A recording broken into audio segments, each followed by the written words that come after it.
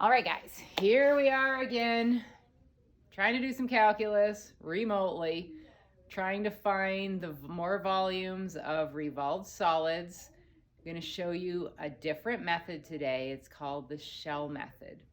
Now, the premise of the shell method is that if we were trying to take the volume of a shape, so I don't know, say we're trying to take this volume of this revolved shape if my hand were symmetrical.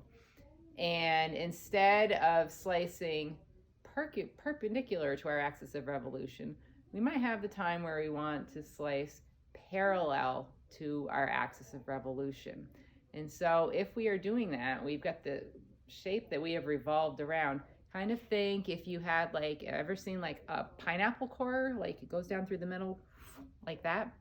What you end up doing is you're going to end up with, instead of a circle, you're going to end up with this empty cylinder. And let me just take my piece of paper here.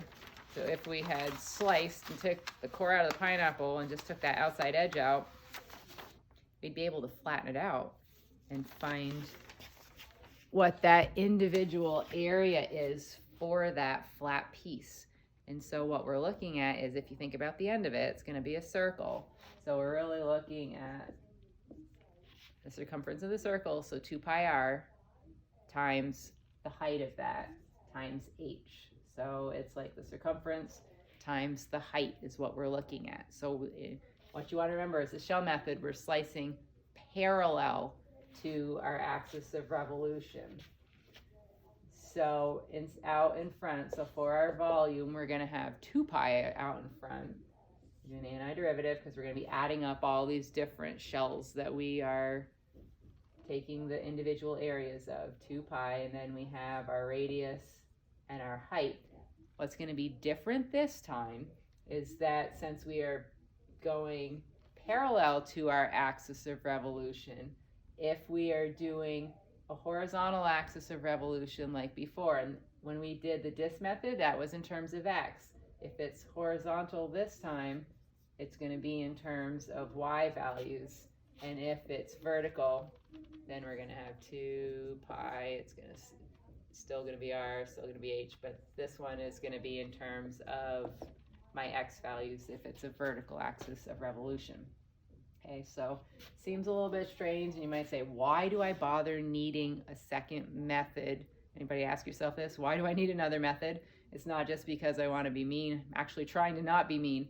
There's basically going to be 3 instances where you're going to have one instance where graphically it's not going to work to use the other method.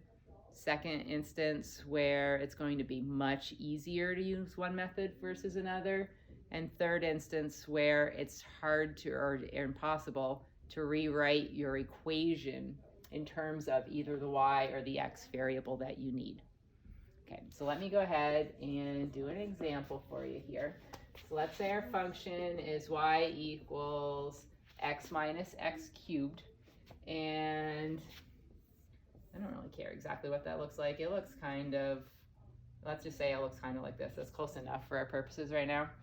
If we are trying to find this volume, so the volume between this curve, the x-axis, and where it intersects the x-axis. So we've got 0, 0, and this is actually just going to be 1, 0 for our purposes right now. Let's say that we wanted to revolve this around, what do I want to revolve it around? The y-axis. If I used our old method, if I used the disk method and sliced perpendicular to my axis of revolution, we would definitely have a hole when we revolved this. But my outer radius would have been determined by this function. My inner radius would have also been determined by this function. I would have gone the function minus the function. We have more than one value of the same function when I am slicing it perpendicular to my axis of revolution. And so everything would have canceled off, and that wouldn't have given us an answer. It's kind of like indeterminate form. So what we're going to do this time is we're going to think about making a slice anywhere in particular, and it doesn't matter where. We're going to slice all of those, and then we'd add them up. And so we are slicing parallel to our axis of revolution. Now, since we are going around a vertical axis of revolution, we're going to be in terms of x. So my volume equation, we're going to go 2 pi, my x values, which were 0 to 1, and we're going in terms of x. Always start out with those, because sometimes when you're doing these on an AP problem, they're going to give you a point for having the correct term out in front and for the correct x values and showing that it's in terms of x. And sometimes that also reminds you, if you write dx or dy here, how you have to have your function. My radius at any given point is just, where did I make this slice? I made it wherever I wanted to. It's somewhere, wherever that slice is. If this was at a half, for example, that's how far away I am from my axis of revolution. So my r value is just going to be x, and my height, hey, that's the function no matter where I do it. So my height is x minus x cubed. So there you go. So that would be our equation for this. And again, I'm just going to leave it like that. I'm more worried about the setup than the solving afterwards. All right, let's do another example. Let's say I had a parabola. So let's say we had y equals x squared plus 1. And we're going to go first quadrant, and between 0, and I'm just going to make this exaggerated, and 1. Okay, so between 0. So we've got 0, 0, 1, 0. Let's see, if I plug 0 into my function, I'd have 1, so I've got 0, 1. I need to know these for when I revolve it. And 1 if I plug it into the function. So I said I was doing y equals x squared plus 1. This will be the point 1, 2. Now, if we're trying to find this region, we actually could use either one of our methods for this problem. You're going to find some problems are easier depending on where you're revolving around. Some problems are easier with the disc or washer method. Some are easier with the shell method. It's not one method is always easier than the other. Depends a lot of times on what you are revolving around. So if we revolved this one around the y-axis, and we think about if we were doing the other method, the disc method, or it would actually end up being the disc and the washer method for this one, what we would end up needing to do, well, notice if I slice perpendicular to my axis of revolution down here, I'm going between the y-axis and just this line, y equals 1, or x equals 1, my bad. Okay, but then it changes when we get up to here. So what we would actually have to do is we would have to split it into 2 different integrals. And so if I were doing the disc method, which again, remember is pi and then my r value squared, if I'm revolving around a vertical axis of revolution, I would need to have my function in terms of y. So first thing I'm looking at is this isn't in terms of y. And so I'd be going from 0 to 1, that much I can see. And so I'm slicing, and what is, for this part, it actually isn't even determined by this function. My height here is just 0 to 1, so it's actually 1 squared.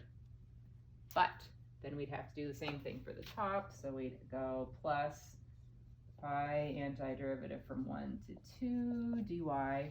On this part up on the top, I'm going this whole distance across, which is 1, but I need to subtract off that. I'm just wanting this distance right here. So I've got to go the whole distance 1 minus the distance that I want to get rid of is my function, but my function needs to be written in terms of y, so I'd have to go, if I had subtract 1, and so y minus 1 equals x squared. I need to take the square root of it, and so x equals the square root of y minus 1, which is that distance from here to here, squared. Not doable, not super gorgeous, but doable. If we had instead used the shell method for this one, so right off the bat I'm saying, okay, I'm doing shell, 2 pi. I am going perpendicular to my axis of revolution, so don't need to dot it. My slices are this way. What works out nicely on this one is no matter where I slice it, it's all determined by that function. If we are going a vertical axis of revolution on this one, we do stuff in terms of x. So my x values are 0 to 1. I'm in terms of x. My radius, I have no hole, so it's just my radius squared. My radius is that function. I didn't need to rewrite it, so it'd be x squared plus 1 squared as my height, and my radius, sorry, I said that backwards, so that was my height part. My radius is wherever I make the slice, and so that's just an x. So we have 2 pi, and I derivative from 0 to 1, my x values. My radius is x, my height is my function. So it worked out a little bit nicer in this particular case. Now, there also are times where one of these functions might be a little bit easier to rewrite. Let's see here, let me do another example. If I have y equals x cubed plus x plus 1, we're doing that between y equals 1, x equals 1, around x equals 2. Okay, so let's see here. So if this is my function, I'm not gonna be able to see this really good. I've got x equals 1, y equals 1. We're going, okay, I'm just trying to figure out my spacing here, how big I need to make this for you guys. So if I'm going around like that, now my function, if x is 0, y is 1, I know it's increasing, so I just kind of care about it doing this. I've got between x equals 1, y equals 1, and we're revolving it around x equals 2. So think about what this is going to do for us. We're going that function in y equals 1, x equals 1. Okay, so this is my shape that I have bounded, right? But we're revolving it around x equals 2. So I'm revolving it around this line. Following me? Sorry. So I've got this little shape, I'm revolving it around this line. So the question is it going to be easier to go perpendicular to my axis of revolution? We could do that. Or parallel to my axis of revolution. I can draw that, I can write that either way. But what's going to kind of dictate to me which of the methods, whether it's disk washer or shell method, is the way this function is written.